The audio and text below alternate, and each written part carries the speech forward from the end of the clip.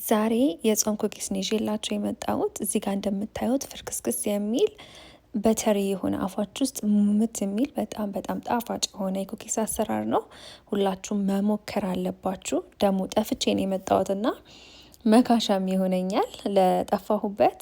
በጣም ጣፋጭ ነው። ሁላችሁም ሞክሩት። ወደ አሰራሩ አብረን እንሂድ።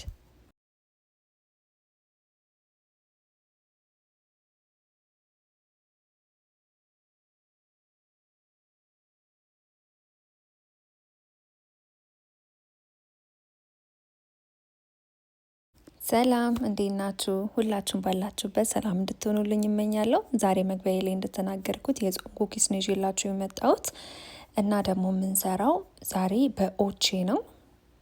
ብዙ ጊዜ የጾም ኩኪስ በሾርትኒንግ ነበረ የምሰራው፣ ግን ይህንንም አማራጭ መጠቀም እንደምችሉ ያሳያችሁ ብዬ ነው። እዚህ ጋር እንዳሳየኋችሁ ግማሽ ያህል ኦቼ ነበር የተረፈኝ። እሱን ጨመርኩት። ሩም ቴምፕሬቸር እንዲሆን አድርጋችሁ ፍሪጅ ውስጥ ከታችሁት ከሆነ ትንሽ አወጣችሁ ለ30 ደቂቃ ከቆያችሁት በኋላ በመምቻ በሊጥ መምቻ መተዋለሁ ማለት ነው። ይሄ ማሽን ከሌላችሁ በእጅ በምትያዣዋ መምታት ትችላላችሁ። ካልሆነም በዊስክ ማድረግ ትችላላችሁ። በዊስክ ማድረግ ግን ትንሽ ስለሚከብዳችሁ ወይ እሳት ላይ ለትንሽ ደቂቃ ቅልጣችሁ መጨመር ትችላላችሁ። እና እዚህ ጋር እንዳያችሁት በደንብ አድርጌ ለ5 ደቂቃ በመምቻው ከመታወት በኋላ 1 ካፕ ዘይት ጨመርኩኝ።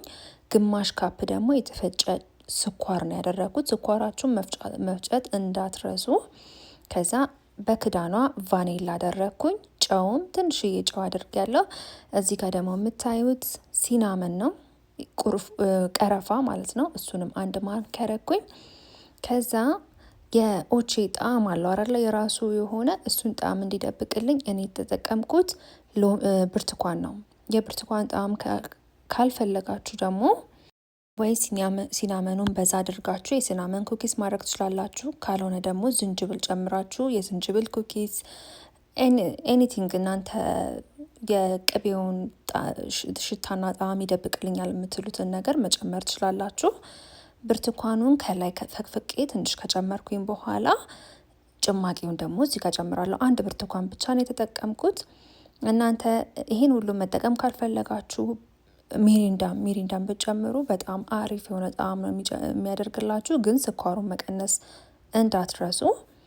ከዛ እዚህ ጋር አንድ ላይ በደንብ አድርጌ በመምቻው ከመታወት በኋላ አያችሁት አይደለ? ቅልጥ ብሎልኛል። አሪፍ ሆኖ ተዋህዷል። በቃ ጣዕሙ አሪፍ ሆኗል እዚህ ጋር ማለት ነው።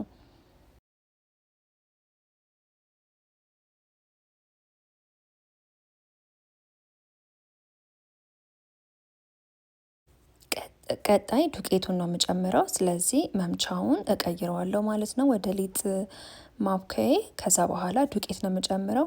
ዱቄት ስንጨምሩ ይሄን ያህል ብዬ አልነግራችሁም። ለምን የሁሉም ዱቄት ውሃ የመያዝ አቅሙ የተለያየ አይነት ነው እና እንዲህም ብላችሁ ሊቀጥንባችሁ ወይም ሊወፍርባችሁ ይችላል። ስለዚህ እዚህ ጋር እኔ እንደምታዩት መጨረሻ ላይ የመጣልኝን ቴክስቸር እሱ ድረስ እስከሚደርስ ድረስ ዱቄት እየጨመረችሁ መምታት ነው ማለት ነው። በእጃችሁ የምታቦኩ ከሆነ ቀስ በቀስ እያደረጋችሁ ዱቄት እየጨመራችሁ ማብኳት ትችላላችሁ። አያችሁት አይደለ? እዚህ ጋር እንደዚህ አይነት ቴክስቸር ሲይዝላችሁ በጣም ወፍራምም አይደለም ቀጭንም አይደለም። እንደዚህ ሲሆንላችሁ ዱቄቱ ይበቃችኋል ማለት ነው።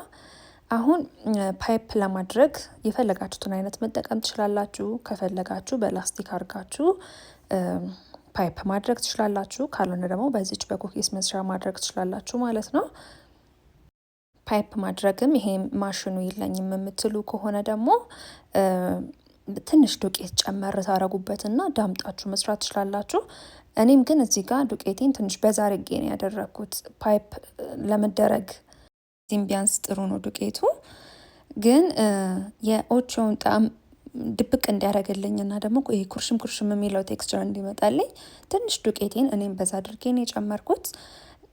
ስሙዝ እንዲሆንላችሁ ከፈለጋችሁ ከዚህም ማሳነስ ትችላላችሁ፣ በተሪ የሆነ ኩኪስ የምትወዱ ከሆነ ማለት ነው። እኔ ግን ሞር ዱቄቱ ብዝት ብሎ ክራንቺ ሲሆንና ደስ የሚለኝ ለዛ ነው ዱቄቱን በዛ ያደረግኩት። ከዛ በኋላ ፓይፕ አደርገዋለሁ ማለት ነው። እዚህ ጋር ልጄ ጻፊ ያለችኝ የፊደሎች ነበሩና ስፔሎች፣ እነሱ ነው ፓይፕ እያደረግኩኝ የነበረው። እንዳልኳችሁ ዱቄቱን ትንሽ በዛ ስላደረኩት ፓይፕ ለማድረግ ትንሽ ይከብዳል። ለምን ይያዛል ሊጡ ማለት ነው። እዚህ ላይ አሁን የፍስክ ማድረግ ከፈለጋችሁ እንቁላል ወተት ቢኖረው በጣም ስሙዝ የሆነ ቴክስቸር ነበረ የሚሆነው። ግን ይሄም ጣፋጭ ነው፣ ስለዚህ ችግር የለውም። እዚህ ጋር እንደምታዩት ፊደሎቹን ዝም ብዬ ነው ፓይፕ እያደረግኩ የነበረው ደስ ይበላት በሚል። ከዛ ሌሎቹንም እናንተ እንደምትፈልጉት አይነት ሼፕ ማስያዝ ትችላላችሁ። እኔ ግማሾቹን በፊደል ግማሾቹን እዚህ ጋር እንደምታዩት ክብ ክብ አድርጌ የተለያየ አይነት የፈለጋችሁትን አይነት ስታይል ማድረግ ትችላላችሁ።